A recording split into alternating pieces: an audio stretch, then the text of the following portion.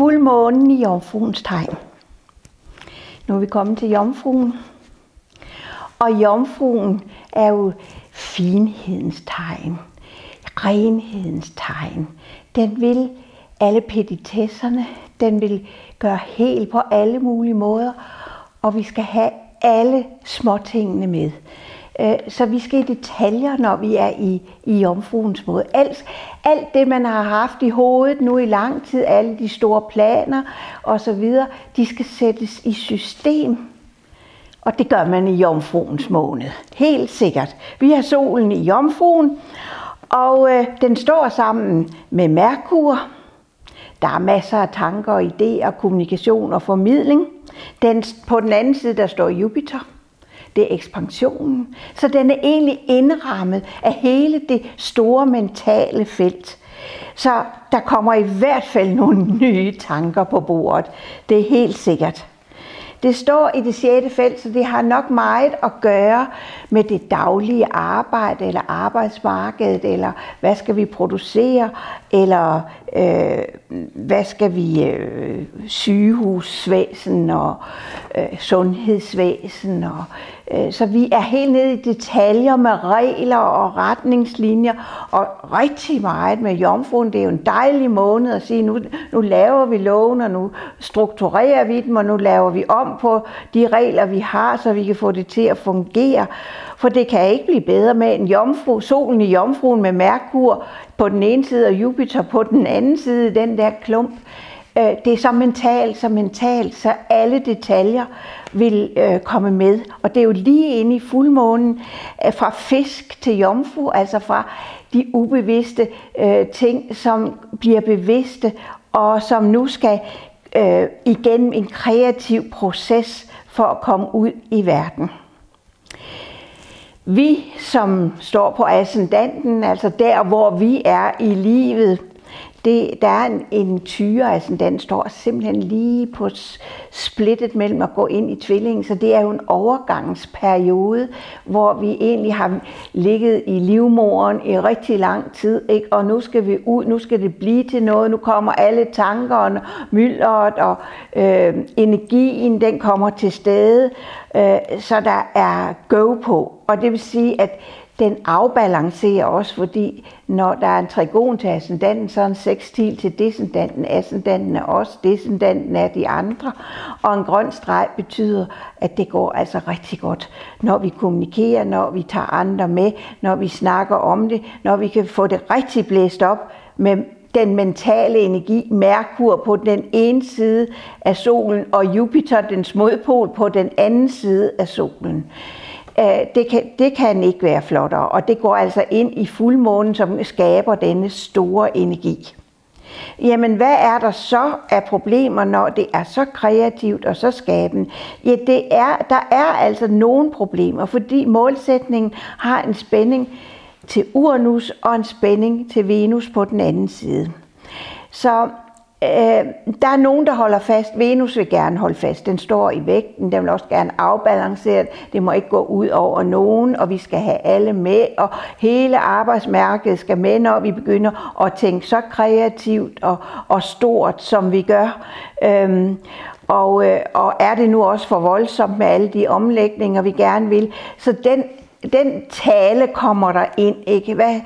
Det er vi nødt til at snakke lidt om vi nu kan være med til det alle sammen. Men når vi ser det fra målsætningens side, og regeringens side, og arbejdsgiverens side, jamen den står i stenbukken, og den har jo de grønne streger, trigoner ned til den der store klump af Jupiter, Sol og Merkur, i det der kæmpe kreative felt. Det kan jo ikke andet blive til noget godt, og sextiler over til månen, og de andre er med på alle mulige måder. Så det bliver spændende. Det bliver spændende. Det skal sættes i system for målet af stenbukken. MC, målsætningen, står i stenbukken. Så alle de tanker, og hele den ekspansion, og hele den kreativitet, og hele den omsorg, der ligger i den proces, som går i gang, og som er med grønne streger ind til hele folket og til omverdenen. Det kan ikke være bedre, vel? Og også op til regeringen og hvad vi vil med det hele, og til vores venner. Vi kan også få vores samarbejdsvenner, både indland og udland med. Det er så super en kreativ måned, hvor man både ekspanderer, men også kommer i dybden, fordi jomfruen giver ikke slip, før vi har alle detaljerne med, og man nu er sikker på, at det hele fungerer, og alle systemer fungerer, osv. Og der er ingen tvivl. Det er denne måned, at denne ekspansion, den kommer. Jupiter, som er ekspansionen, og står i klumpen med solen og Merkur. Den har trigon til os selv, ascendanten, og sextil til descendanten, de andre. Og så kan der selvfølgelig være lidt bøvl. Der er altid nogen, Mars er inde i billedet, og så siger, den står i skytten. Er det nu også korrekt? Er det nu også rigtigt? Men den hopper med på linjen alligevel, for der er sådan nogle spændende nye tanker og en god økonomi, og så den hopper med på linjen alligevel. Så når Pluto står i stenbukken i 9. hus, kun med grønne streger, så hedder det en forvandling. En forvandling, der enten er ekspansiv i 9. hus, eller global, hvor alle er med, og i stenbukken, altså som virkelig kommer ind og siger sparto og siger, det her, det er vores nye regler, eller nye leveregler, vores regering, som har fået fat på noget, som er enormt positivt, eller vores EU, som har fået fat på virkelig nogle gode ting, som de godt nok lige skal have bearbejdet igen. Kan det nu holde økonomisk, og kan vi få alle med? Men det ser det ud til, for ekspansionen er der. Ascendanten i trigon til Jupiter. Den kan ikke, altså det er jo lykke, og tingene lykkes, ikke? Og det gør de endda let, fordi Jupiter er gået ind i vægtens tegn, så den kan se det både fra den ene side og fra den anden side, og den har ikke andet, end at den bliver blæst rigtig godt op af solen og Merkur, nye tanker, store tanker, fantastiske tanker, og så går den ind i vores fuldmåne. Og den har støtte fra regering, fra de andre lande, fra EU. Rigtig dejlig måned. Og hvis vi skal sige, jamen der må da være noget, som vi spænder ben over, ja, det er der også. Altså, vi bliver nødt til at blive ved med at samarbejde. Altså det kan godt være, at de andre lande og de andre ikke rigtig, altså de skal have det serveret nogle gange, dem vi skal samarbejde med. Men det lykkes, fordi de grønne streger er i flertal, så det skal nok lykkes. Det er en proces, det er en styrende proces, det er ikke kun den enkelte energi, som siger, det kunne jeg lige få lidt igennem for mig selv, sådan er det også. Men det er regeringen, det er landet, det er EU, det er alle steder, ikke? At man kan sige, nu fik vi styr på det. Nu fik vi rammer om det. Nu fik vi den kreative proces til at gå op i en helhed.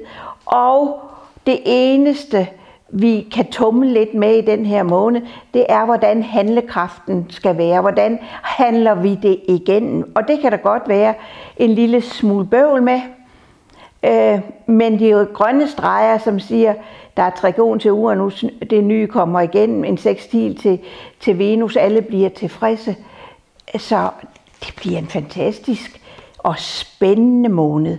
Det er en måned, hvor man skal tænke på, er der nogle store ting, som jeg egentlig godt selv kunne tænke mig at få igennem, så skal man med denne trigon til Jupiter fra ascendanten og sextilen til descendanten de andre, og trigonen op til målsætningen og til hjemmet, så skal man sandelig bruge den sol og den Jupiter og den Merkur, som står i den klump og begunstiger det hele, så det enkelte individ skal sørge for at få sine egne projekter igennem, sine egne ønsker.